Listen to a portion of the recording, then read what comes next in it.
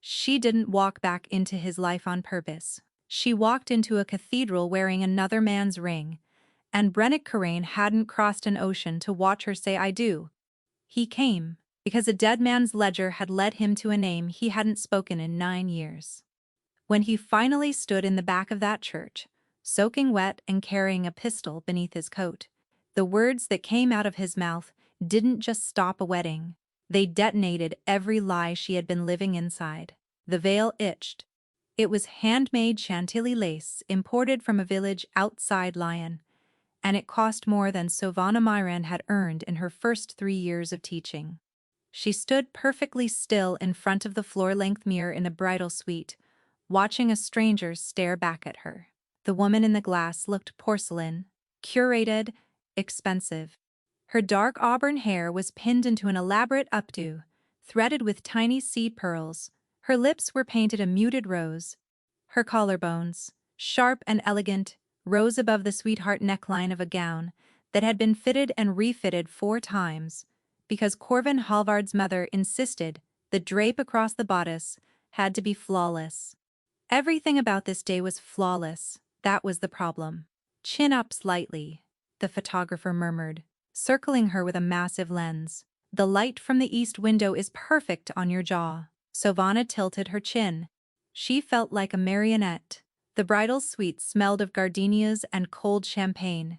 Through the thick stone walls of the cathedral, she could hear the muffled hum of 300 guests settling into their pews.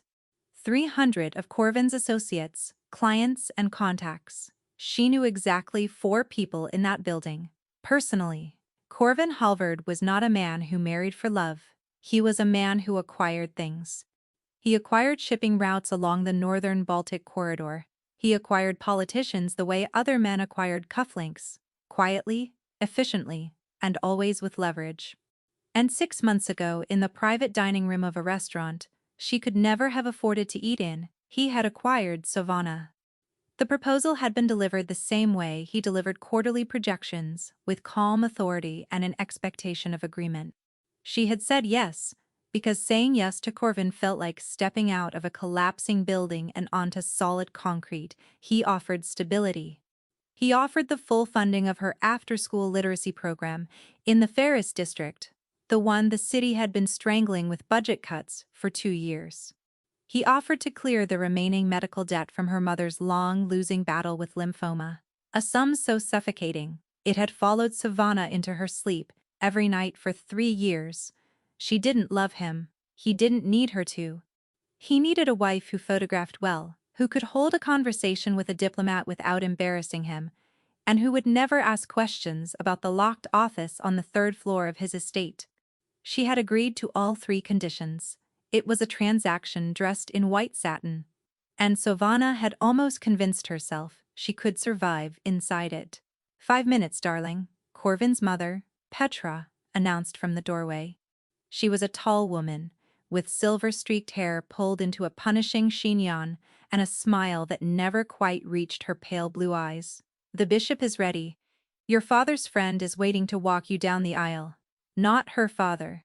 Her father had died on a factory floor when she was 17, crushed beneath a steel press because the safety override had been disabled to meet production quotas. The company had paid out a settlement so insultingly small, it barely covered the funeral. That loss had cracked her world in half, and only one person had held her together through the wreckage. A boy with dark eyes and scarred knuckles who had pressed his forehead against hers in a freezing parking lot and promised her that the world owed her more and he would make sure she got it. That boy's name was Brennick Carrane, and he had vanished from her life without a single word exactly 9 years ago. Sovana blinked, forcing the memory down. She hadn't thought about Brennick in months. She couldn't afford to. Not today. Sovana, are you listening? Petra's voice sharpened. The bride nodded, smoothing the front of her gown with trembling fingers. I'm ready. She wasn't. She would never be ready for what was about to walk through the doors of that cathedral. Because at that exact moment, a black armored sedan was pulling to a stop 3 blocks east of the church. The rear door opened, and a man stepped out into the hammering rain. He was tall, broad through the shoulders, wearing a long, dark coat that hung heavy with the weather. His face was harder than it had been at 19, the jaw wider, the cheekbones sharper, a thin scar tracing a pale line from his left temple down to the hinge of his jaw. His dark eyes swept the street with the automatic, predatory calm of someone who had spent a decade learning exactly how dangerous the world was and becoming more dangerous than all of it. Brennick Karain had not come to the city for a wedding. He had come because 72 hours ago, a dying informant in a freight yard outside Gdansk had handed him a water-damaged ledger containing wire transfers, shell company registrations, and a name. The man who had been quietly funding the people trying to kill him. The trail had led him here, to this cathedral, to this city, and when his lieutenant had pulled the wedding announcement from a local newspaper and laid it on his desk, Brennick had stared at the name of the bride until the letters blurred. Sovana Mirin, his Sovana. He buttoned his coat against the rain, felt the weight of the pistol shift against his ribs, and started walking toward the church. The cathedral doors were 12 feet of ancient oak, black with age and swollen from the rain. Brennick pushed through them without breaking stride. The sound of the storm followed him inside, a cold gust that sent the candle flames in the vestibule shivering against their wicks. An usher, in a pressed charcoal suit, stepped forward, one hand raised. "Sir, the ceremony is about to begin. Are you on the guest list?" Brennick looked at the man the way a wolf looks at a fence. The usher took a step backward. His hand dropped. Brennick walked past him into the nave. The air was thick with the cloying perfume of white roses and warm beeswax. Hundreds of candles lined the aisle in tall iron candelabras, their light flickering across the vaulted stone ceiling like trapped stars. The pews were packed. Silk, cashmere, tailored wool. A string quartet played something delicate and precise near the altar, each note designed to communicate taste and control. This was Corvin Halvard's world. Every flower, every candle, every perfectly dressed body in those pews was a display of ownership. Brennick moved along the outer aisle, keeping close to the shadowed columns. His wet coat dripped steadily onto the marble floor.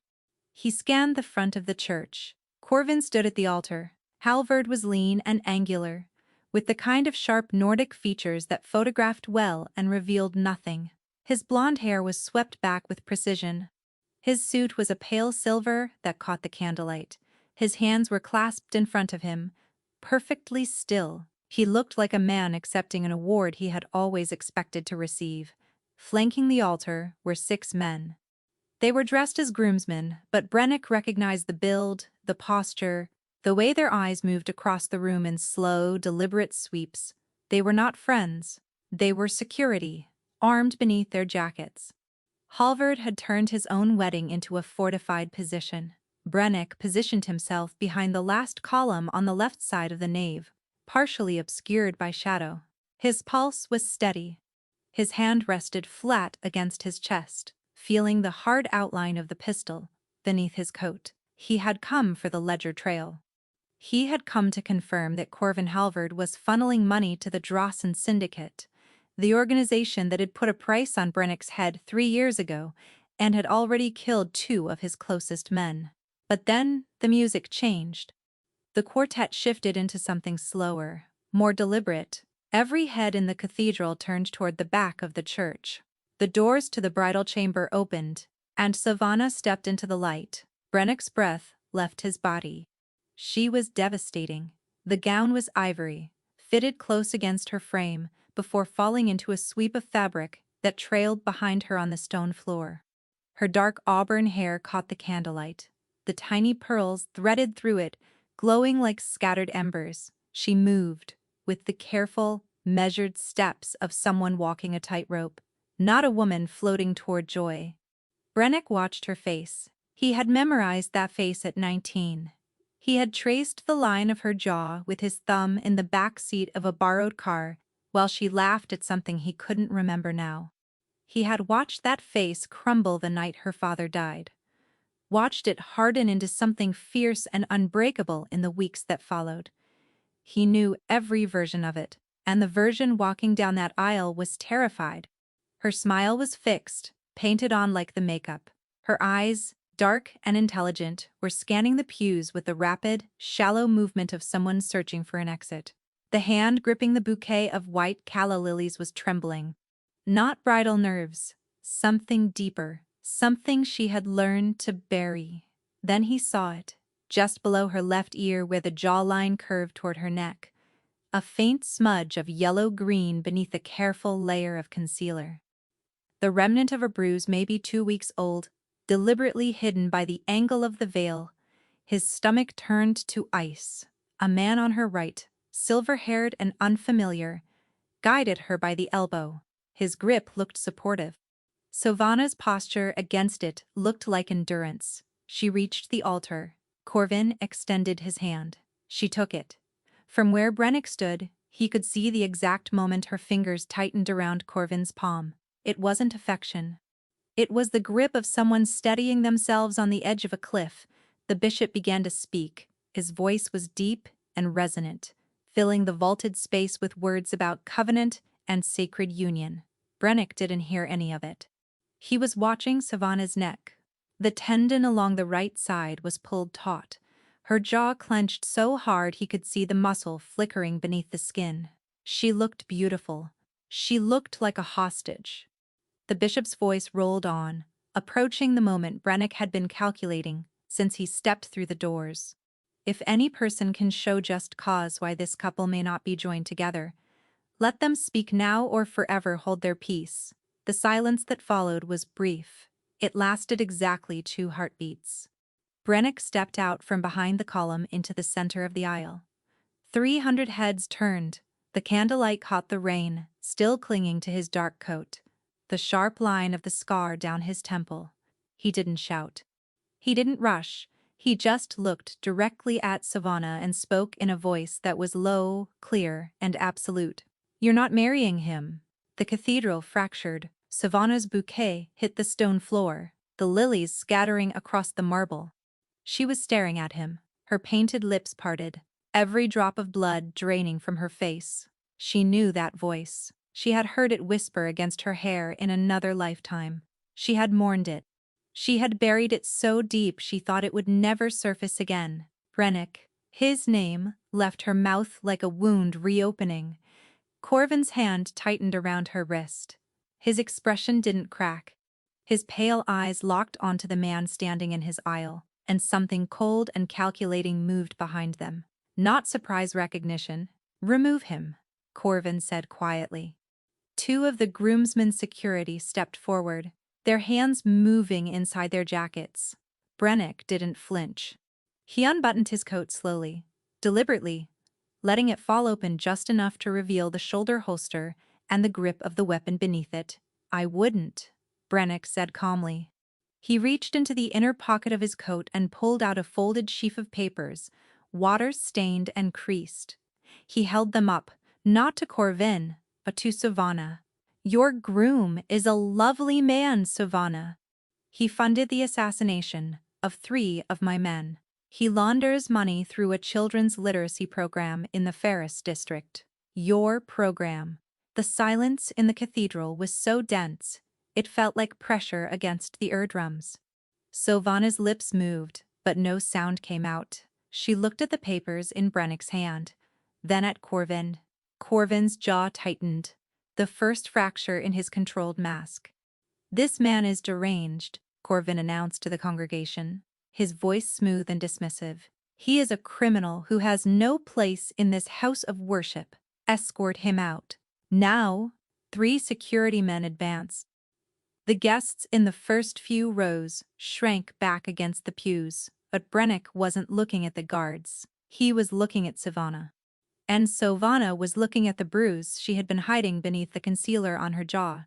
The one Brennick had already seen, the one she realized he had already understood. "Tell them to stop," Savannah said. Her voice was quiet, but it cut through the noise like a blade. She wasn't speaking to Brennick, she was speaking to Corvin, and for the first time, she pulled her wrist out of his grip. Corvin's eyes dropped to her empty hand. The temperature in the cathedral plummeted. Sovana, Corvin said, his voice perfectly controlled, carrying just enough warmth to sound reasonable to the 300 witnesses watching. This is not the time. Tell them to stop, Corvin. She didn't raise her voice. She didn't look at the guests, or the bishop, or the guards. She looked directly at the man she had been sleeping next to for 6 months, and spoke with the terrifying, flat calm of a woman who had finally stopped pretending. Or, I will tell every person in this cathedral exactly how I got this bruise. The security men stopped. Corvin's smile remained, but the skin around his eyes went tight and pale. Brennick lowered the papers. He hadn't expected that. He had come with evidence, with leverage, with a plan to extract her from a dangerous man using the cold machinery of threat and proof. He had not expected her to strike first. He had forgotten the most important thing about Sovana Myren. She had never needed saving. She needed someone to open the door, and he had just kicked it wide. The cathedral held its breath. 300 guests sat frozen in their pews, watching a wedding unravel in real time. The bishop had retreated 2 steps from the altar, his leather-bound Bible pressed against his chest like a shield. Sovana stood at the altar with her hand free, the wrist Corvin had been gripping, now hanging at her side. The skin beneath her veil was flushed, her chest rising and falling with controlled, deliberate breaths. She could feel the weight of every gaze in the building, pressing down on her like wet earth. Corvin recovered faster than anyone expected. His posture didn't shift. His expression rearranged itself into something that resembled wounded dignity. The performance of a man betrayed by an unhinged interruption on the most sacred day of his life. He turned to the congregation, opening his hands. I apologize for this spectacle, Corvin said, his voice carrying the warm, measured authority of a man accustomed to controlling rooms. This individual is known to authorities across several countries. He is dangerous, and he is clearly attempting to disrupt what should be a beautiful celebration. A murmur rippled through the pews. Heads nodded. Corvin was winning the room back. Brennick could feel the tide shifting. He didn't need to. Sovana reached up and pulled the veil from her hair. The pins tore free, scattering seed pearls across the stone floor with tiny, sharp clicks that echoed through the silence. She held the crumpled lace in her fist for a moment, then dropped it at Corvin's feet. 2 weeks ago, Sovana said, her voice steady and clear enough to reach the back row. I asked you about a wire transfer I found on your desk. 14,000 routed through the Ferris Literacy Initiative account to a holding company in Vilnius that I had never approved. She paused, letting the silence do the work. You told me it was a clerical error. Then you hit me so hard I couldn't open my jaw for 4 days. The murmur in the pews died. The silence that replaced it was absolute, suffocating. Corvin's mask cracked. It was subtle, a flicker of something savage behind the pale eyes, a tightening of the tendons in his neck. But it was there, and every person in the front 3 rows saw it. Sovana, Corvin said, lowering his voice to the intimate register he used when they were alone, the one that sounded like concern to outsiders and sounded like a warning to her. You are clearly overwhelmed. Let me take you somewhere quiet. He reached for her arm. Sovana stepped back, 1 step. It was the most powerful movement in the room. I am not overwhelmed, she said. I am finished. She turned away from the altar. She walked down the 3 shallow stone steps, her train dragging behind her across the scattered lilies. She didn't walk toward Brennick. She walked toward the side door of the cathedral, the one that led to the cloistered garden and the narrow lane beyond. She was leaving on her own terms. Not carried, not rescued, not claimed. Brennick fell into step behind her, keeping 5 feet of distance, his eyes sweeping the security men who were exchanging rapid, uncertain glances. Corvin's voice followed them, stripped of its public warmth, now carrying the sharp, serrated edge that Sovana recognized from behind closed doors. If you walk out of this cathedral, Sovana, everything I gave you disappears. The program, the funding, the debt clearance. You will have nothing. Sovana stopped, Her back was to him. Brennick watched her shoulders rise with a single, slow breath. She turned her head just enough to let her voice carry over her shoulder. I had nothing before you, Corvin. I survived it. She pushed through the side door into the gray, dripping garden. Brennick followed, pulling the heavy wooden door shut behind them. The cold air hit them both like a wall. The rain had slowed to a fine, relentless mist that clung to everything, turning the garden path slick and silver. Savannah walked 10 steps down the cobblestone path before her legs gave out. She caught herself against the cloister wall, one hand flat against the wet rock, the other clutching the fabric of her gown. Her breathing came fast and shallow, the controlled composure finally fracturing. Brennick stopped 3 feet away. He didn't touch her. He didn't speak. He stood in the rain and waited. You left, Savannah said without turning around. Her voice was raw, stripped of the steel she had carried into the cathedral. You disappeared. 9 years. Not a letter. Not a phone call. Not a single word to tell me you were alive. She turned around, her back pressed against the rough stone. The mist had turned her auburn hair into a damp curtain framing her face. The concealer on her jaw had started to run, exposing the yellow-green edge of the bruise she had been hiding. Her eyes were bright and furious and wet. And you walk back into my life on my wedding day and tell me I can't marry him? I didn't say you can't, Brennick replied, his voice low and rough. I said you're not. There's a difference. What's the difference? One is an order. The other is a fact. Savannah let out a sound that was half laugh, half sob. She pressed the heel of her palm against her forehead, smearing rain and tears across her skin. You don't get to do this, Brennick. You don't get to vanish and then appear like some kind of avenging angel. I'm not an angel, Savannah. He took 1 step closer. I left because staying would have gotten you killed. The people I got involved with after your father died, they don't leave witnesses.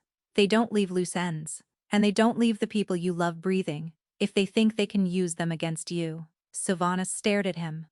The anger in her face didn't disappear, but something else moved beneath it. A recognition.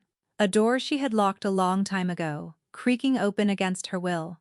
You were protecting me, she said flatly. It wasn't a question. I was failing you. Brennick reached into his coat and pulled out the water-stained papers again. He held them out, not aggressively, not as leverage. He held them the way someone returns something stolen.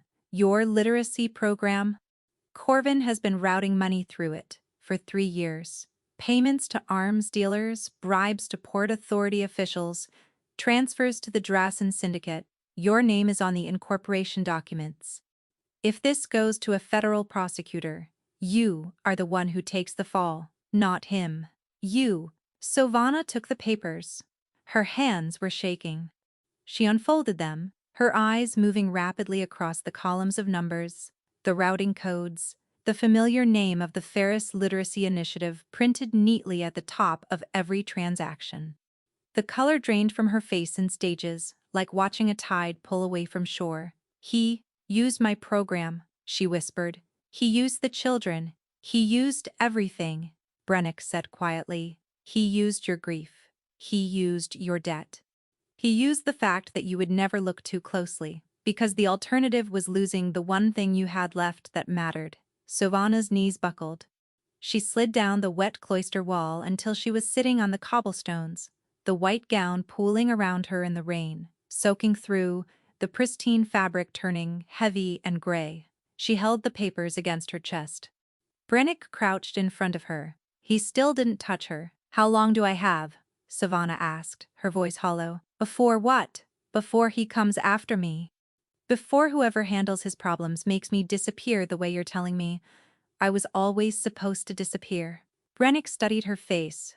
The girl he had known at 19 had been fierce but open, a raw nerve with a reckless laugh. The woman in front of him was armored, clinical, already calculating the threat matrix of her own survival. The world had done that to her. He had done that to her by leaving. He won't touch you, Brennick said. I didn't come here alone. As if summoned by the words, 2 black SUVs pulled silently into the narrow lane beyond the garden wall. The doors opened, and 4 men stepped out, dressed in dark tactical clothing, their faces hard and expressionless. They fanned out along the garden perimeter without a word, taking positions that covered every exit from the cathedral. Savannah looked at the men, then back at Brennick. "Who are you now?" she asked quietly. Brennick held her gaze.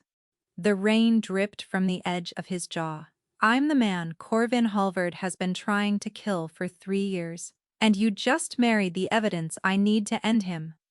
"I didn't marry him," Savannah corrected, a ghost of something defiant flickering in her eyes. "You interrupted." The faintest trace of a smile crossed Brennick's mouth. It didn't reach his eyes, but it was real, a crack in the stone. "Get up," he said softly. "We're leaving." "Where?" "Somewhere Corvin Halvard can't reach." "That place doesn't exist," Savannah said, staring at the armed men lining the garden wall. "It does now," Brennick replied. He extended his hand. Savannah looked at it for a long moment, rain running down her wrist. The papers crumpled against her chest. Then she took it. His fingers closed around hers, rough and warm and impossibly steady. He pulled her to her feet. The drenched wedding gown hung heavy on her frame, dragging against the cobblestones as he led her through the garden gate to the waiting vehicle. She didn't look back at the cathedral. The sound of raised voices, Corvin's men, the confused clergy, the murmuring guests, bled through the walls behind her, but she kept her eyes forward. Brennick opened the rear door of the lead SUV. Savannah climbed inside, pulling the wet fabric of the gown in after her. He slid in beside her and pulled the door shut. The driver glanced in the rearview mirror. "Compound?" the driver asked. "Compound," Brennick confirmed. The SUV pulled forward and turned onto the main road. The cathedral shrank in the rear window, its spire dissolving into the mist, taking the last visible fragment of the life she had almost locked herself inside. She was soaking wet, shaking, and sitting in a ruined wedding dress in the back of an armored vehicle, next to a man she hadn't seen in 9 years who apparently ran some kind of criminal empire. She should have been terrified. Instead, for the first time in 6 months, she could breathe.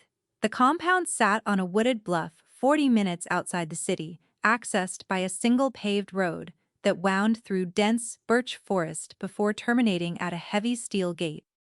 The gate opened as the SUV approached, responding to some unseen signal. Inside the property was unexpectedly quiet, green lawns bordered by low stone buildings, a converted farmhouse at the center, with a slate roof and windows that glowed with warm amber light. It looked nothing like what Savannah had imagined. She had expected concrete and razor wire.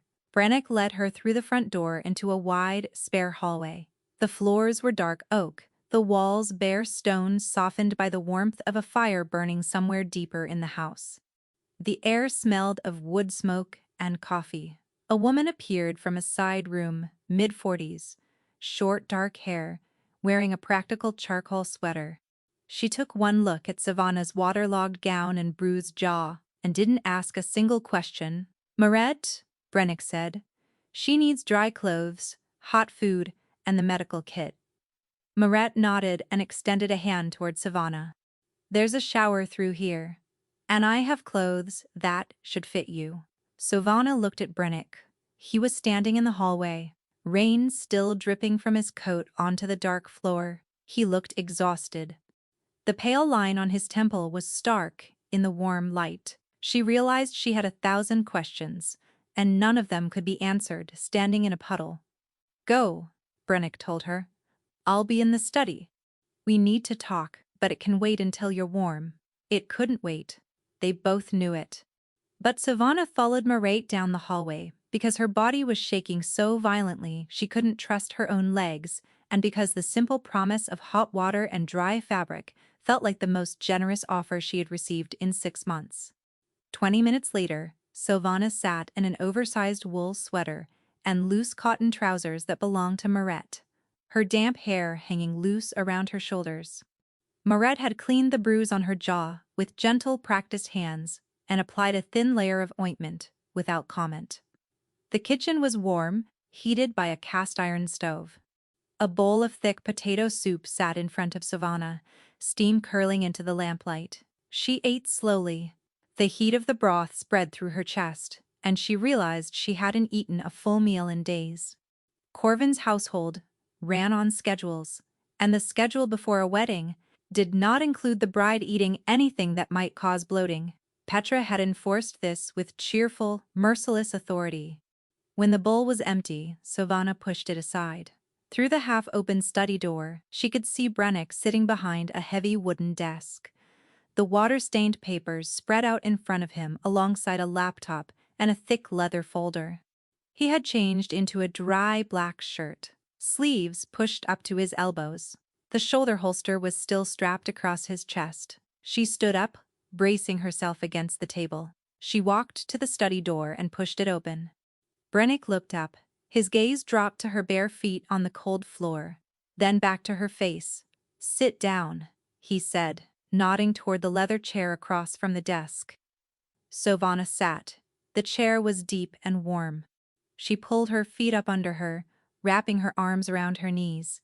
She looked at the papers on the desk, then at the man behind it. "Start from the beginning," she said. "All of it. Why you left, who you became, and why Corvin Halvard wants you dead." Brennick leaned back in his chair. He ran a hand over his jaw, the stubble rasping against his palm. "When your father died," he began, his voice low and even, "I went looking for the people responsible, the company that owned the factory Halcyon Industrial. They buried the safety report. They paid off the inspector. I was 19 and stupid, and I thought, if I found the right person and hit them hard enough, something like justice would happen." He paused. "I found the right person. His name was Dariason Colvena. He ran the Eastern European distribution network for the Drasen Syndicate. Halcyon Industrial was a Drasen front. Your father didn't die because of a mechanical failure. He died because replacing the safety override cut into the syndicate's quarterly margin by 3%. Savannah's hands tightened around her knees. Her knuckles turned white.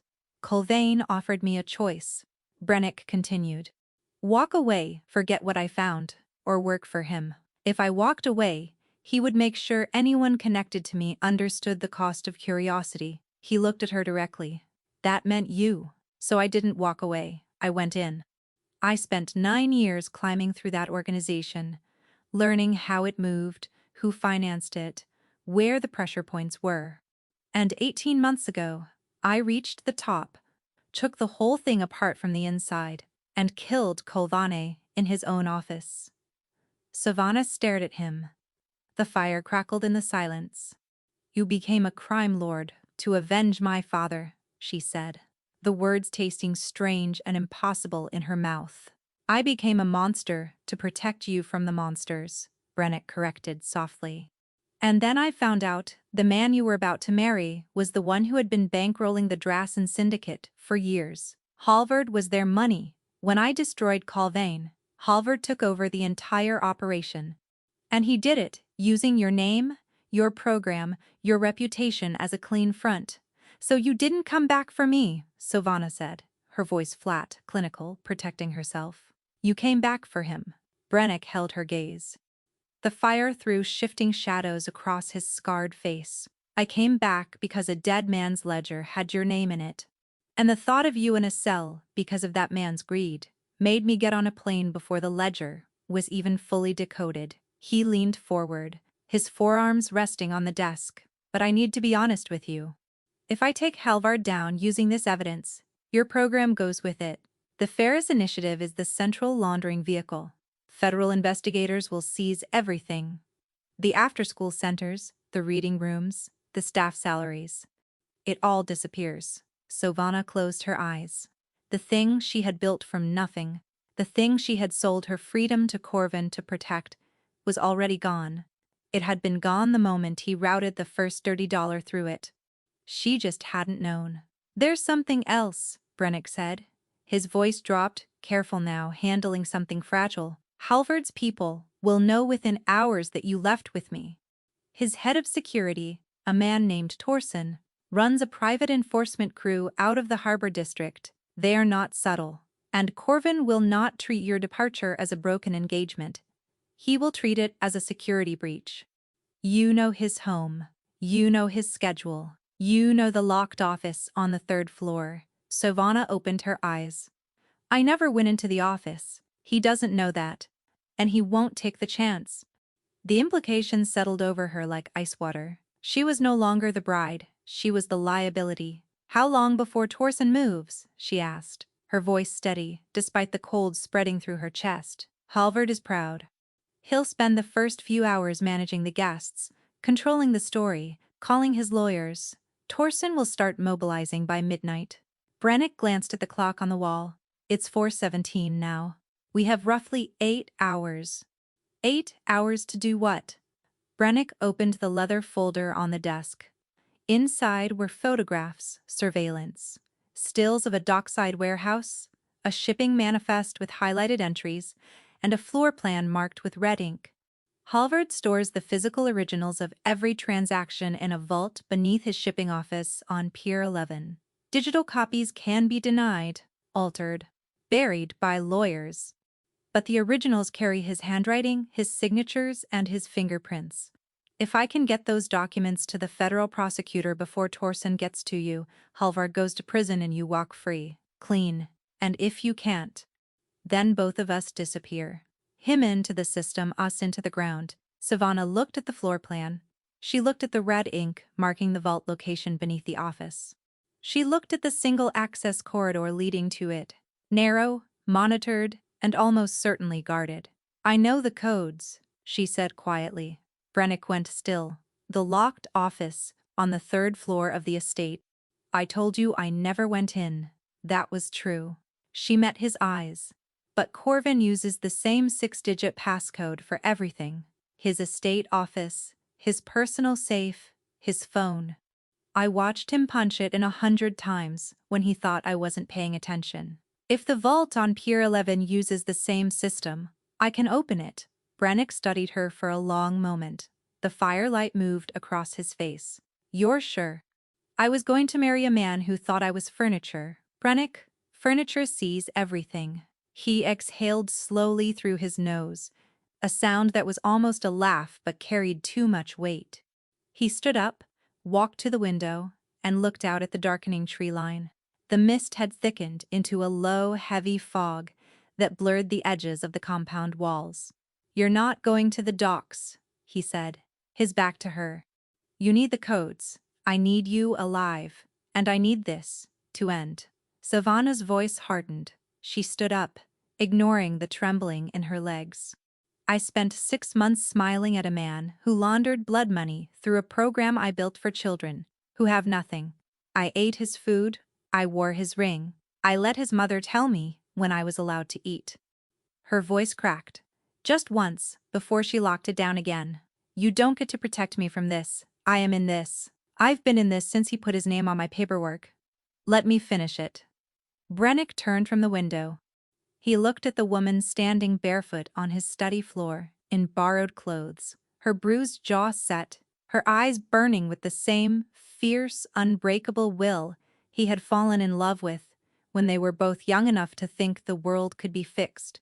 He walked to the desk, opened the bottom drawer, and pulled out a compact, matte black handgun. He checked the magazine, engaged the safety, and set it on the desk between them. You remember how to shoot, he said. It was not a question.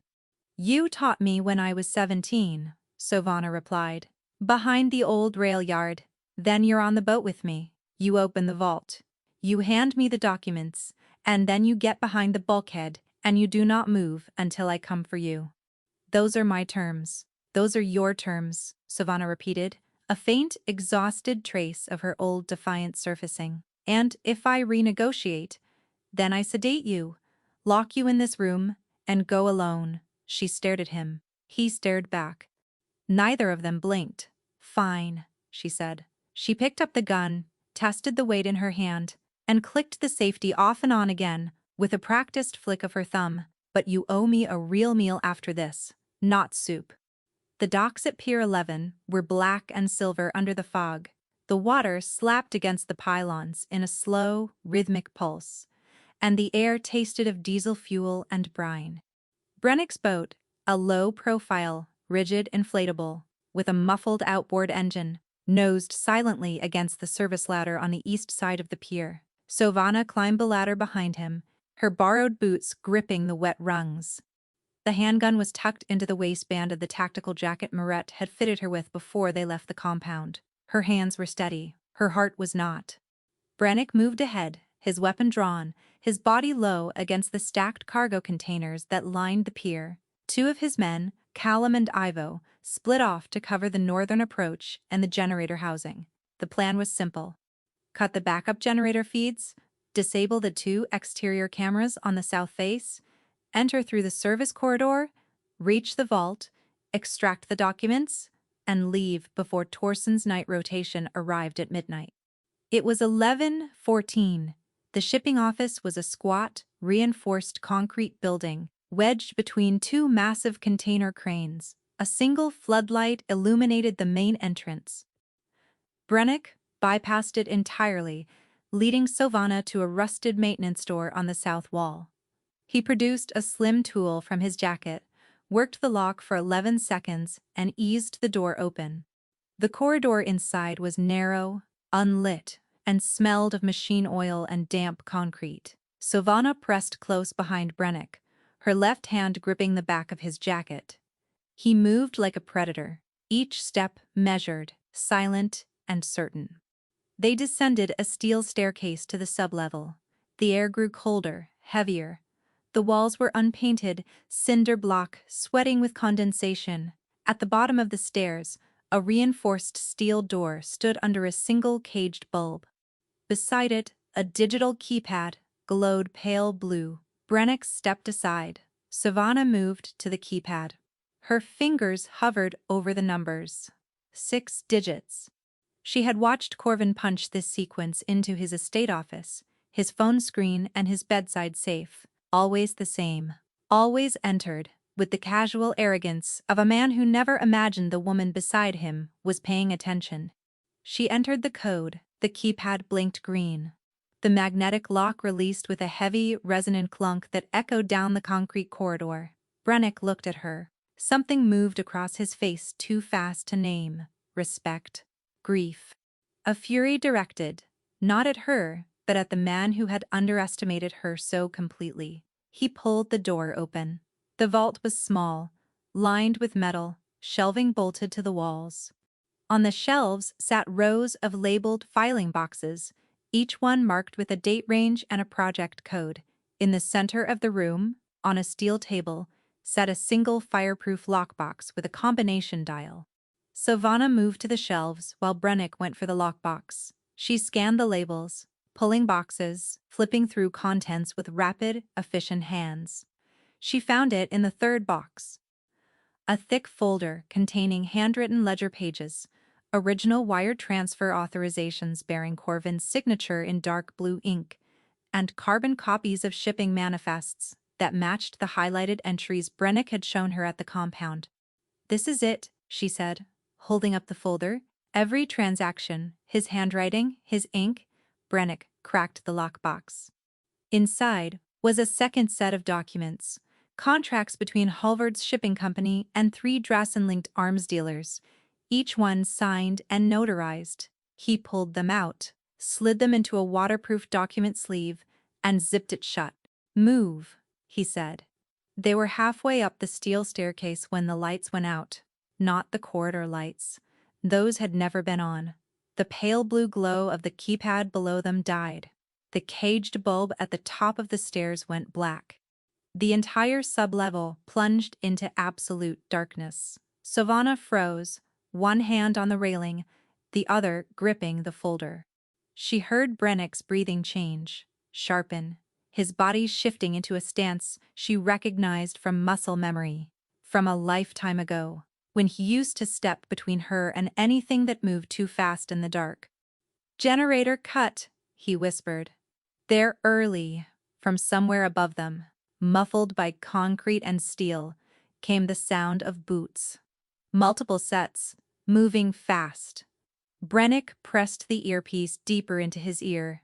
"Callum, status, static." Then a single word, clipped and tight. Torsen. The name dropped through the darkness like a stone into deep water. Brennick grabbed Sovana's arm and pulled her up the remaining stairs. At the top, he pressed his back against the maintenance door, listening. The boots were on the main level, moving west to east, sweeping the building. Flashlight beams sliced through the gap beneath the door. "How many?" Savannah breathed. "At least 6. Torsen doesn't travel light. The boat, Callum and Ivo will hold the north side. We go out the way we came, fast and low." He pushed the door open, swept the corridor with his weapon, and moved. Savannah followed, clutching the documents against her chest. They reached the rusted maintenance door. Brennick eased it open an inch. The fog outside was dense, nearly opaque. The floodlight on the main entrance had been switched off. The pier was a black void. They slipped out into the fog. Brennick led her along the south face of the building, his free hand pressed flat against her lower back, guiding her toward the ladder. The sound of the water grew louder. A flashlight beam cut through the fog from the northeast corner of the building. A voice barked a command, in a language Savannah didn't understand. Brennick shoved her behind a stack of wooden pallets and dropped to one knee, his weapon raised. 2 shots. Suppressed. The flashlight dropped, clattering against the concrete. The voice stopped. "Go," Brennick ordered. She hit the ladder, swung over the edge, and descended the wet rungs with her teeth clenched against the cold. She landed in the inflatable, the boat rocking violently beneath her weight. Brennick was right behind her, dropping the last 4 feet and landing hard. He grabbed the mooring line, slashed it with a knife, and fired the outboard engine. The muffled motor coughed once, then caught, and the boat surged away from the pier. Behind them, shouts erupted on the dock. 2 more flashlight beams swept the water. A single gunshot cracked the air, the round slapping the water 3 feet to their left. Brennick didn't flinch. He opened the throttle, and the inflatable cut through the black water, the fog swallowing them whole within seconds. Savannah sat on the floor of the boat, her back against the rubber hull, the documents clutched to her chest. Her hands were shaking. Her heart was hammering so violently she could feel it in her teeth. But the documents were intact. Every signature, every wire transfer, every fingerprint. She looked up at Brennick. He was standing at the tiller, his jaw locked, his gaze fixed on the black water ahead. He looked like a man who had been doing this for a very long time. "Brennick," she said, over the hum of the motor. He glanced down at her. "Thank you for interrupting my wedding." He didn't smile. But something in his expression, something that had been clenched tight and furious since the moment he had walked into that cathedral, finally loosened. "You interrupted your own wedding, Savannah. I just opened the door." The boat cut through the dark water, heading north toward the open coast, carrying the evidence that would end Corvin Halvard and the 2 people who had lost everything and found each other in the wreckage. The compound was silent when they returned, wrapped in fog and the deep stillness of 3 in the morning. The steel gate opened and closed behind the SUV that had collected them from the boat landing, without a word spoken. Savannah walked through the farmhouse door on legs that felt like they belonged to someone else. The warmth hit her first, then the smell of wood smoke, then the bone-deep exhaustion that had been waiting patiently behind the adrenaline. Mahet appeared with a blanket and a mug of black tea laced with honey. Savannah wrapped her hands around the mug, still wearing the tactical jacket over Mahet's borrowed sweater, the folder tucked under her arm. Brennick was already in the study, the waterproof sleeve open on the desk, the documents spread across the surface. He was on the phone, speaking in a low, clipped voice to someone. Savannah couldn't see. She caught fragments. "Federal Prosecutor's Office. Arldson. Tell him it's the Halvard file. Tell him I have originals." He hung up. He sat behind the desk, both hands flat on the surface, and stared at the documents as if he could will them into the right hands by sheer force. Savannah stood in the doorway. He looked up. "Arldson will send a courier at 6, Brennick said. "Bonded federal transport, armed escort. The documents will be in the prosecutor's hands before Halvard finishes his morning coffee." Savannah nodded. She should have felt relief. Instead, she felt hollow, scraped clean from the inside. "What happens to him?" she asked. "Arrest warrant by noon. Asset freeze by end of business. His shipping company, his accounts, the estate, all of it locked down. Torsen will run, but my people will find him." Brennick paused. "The Ferris Initiative accounts will be seized as part of the investigation, but I've already spoken to Eraldson about a restitution pathway. If you cooperate as a witness, they can release the program assets back to you within 6 to 8 months. The after-school centers can reopen, and my mother's debt." Savannah asked the question she had been afraid to voice finally surfacing. Corvin's money had been keeping that burden at bay. Without him, the full weight of it would land on her shoulders again, like a collapsing roof. Brennick looked at her steadily. "Your mother's medical care is funded through a private trust I set up before I got on the plane. It has nothing to do with Halvard. It has nothing to do with the investigation. It is clean money, and it is permanent." Savannah's lips parted. "You already knew. I knew before I walked into that cathedral. I wasn't going to pull you out of one cage and leave you standing in front of another." The knot that had lived in Savannah's chest for 3 years, the one that tightened every time she opened a hospital invoice, every time she calculated whether she could afford both her mother's care and her own rent, loosened for the first time. She pressed her fingers against her mouth and breathed through it. 6 months, she repeated. "What do I do for 6 months?" "You stay here," Brennick said. "Not an order, an offer." His voice was careful, stripped of authority, leaving the choice entirely in her hands. "The compound is secure. Marette runs the household. You would have your own space, your own room, and no obligations. Just time." "Time?" Savannah echoed as if the word was foreign. "You haven't had any," Brennick said quietly. "You went from mourning your father to drowning in debt to selling yourself to a man who hit you. You haven't stopped surviving long enough to actually live in years." The accuracy of it hit her like cold water. She set the mug down on the hallway table because her hands were shaking too badly to hold it. She pressed her palms flat against the wood and stared at the grain. "You know what the worst part is?" she said, her voice barely above a whisper. "I knew. Some part of me knew what Corvin was. Not the details, not the laundering, but the shape of it. The way he controlled the money, the way he controlled the food, the way his mother watched me like I was an inventory item." She swallowed hard. "I stayed because the program mattered more than I did." Those kids had nowhere else to go. Brennick stood up. He walked around the desk and stopped in front of her, close enough that she could feel the warmth radiating from his chest. He didn't touch her. He just stood there, a wall between her and the rest of the world.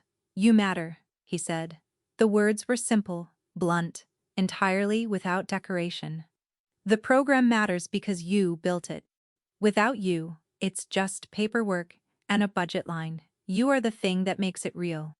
She saw the 19-year-old boy underneath the hard, dangerous man, the one who had pressed his forehead against hers in a freezing parking lot and promised her the world owed her more. "You kept that promise," she said softly. "You just took the long way around." Brennick's jaw tightened. Something cracked behind his eyes. Something he had been holding in place for 9 years. "I lost you to keep you safe," he said, his voice rough. "And then I nearly lost you to a man who used you as a shield. I'm not losing you again, Savannah. Not to debt, not to guilt, not to a program, a prosecutor, or a war. If you want to leave after this is over, I'll drive you anywhere in the world, and I will never follow. But I need you to know that the door is open, and it stays open." Savannah reached up and placed her hand flat against the center of his chest. The same gesture she used to make when they were young, when his heart would race with anger or grief, and she would press her palm against his ribs until it slowed. She could feel the steady, powerful beat beneath the black fabric. "You stopped my wedding," she said quietly, stating it not as a question, but as a terrifying fact she was finally accepting. "I stopped a crime scene," Brennick corrected, his hand coming up to cover hers, pressing her palm tighter against his chest. I would have burned that cathedral to the foundation stones if you had said those vows. Savannah stared at him, the cynical, pragmatic walls she had built around her heart cracking and falling away. There was no fairy tale here. He was a violent, dangerous man, and she was the woman who had nearly married his enemy. Their hands were both covered in someone else's ink. But, in the cold, brutal architecture of the world they inhabited, it was the truest form of devotion she had ever been offered. Okay, she whispered, her fingers curling slightly into his shirt. Okay, Brennick. He didn't smile. He didn't need to. He leaned down and pressed his forehead against hers, lingering there, a silent, absolute vow of protection. No ceremony, no 300 guests in silk and cashmere, just two people who had lost everything and chose each other in the ruins. The documents reached the federal prosecutor's office at 6 minutes past.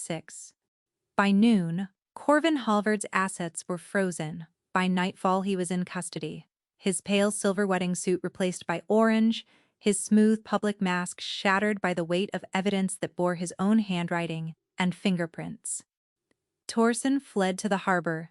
Brennick's men were faster. Savannah Myrene never became Savannah Halvard. She became something far more dangerous. She became a woman who walked out of her own cage, burned the contract, and chose the man who had wrecked his entire life to keep her safe. If this dark, relentless love story hit you in the chest, smash that like button, subscribe, and tell me in the comments, what was the moment you knew Savannah was never going to say I do? See you in the next one.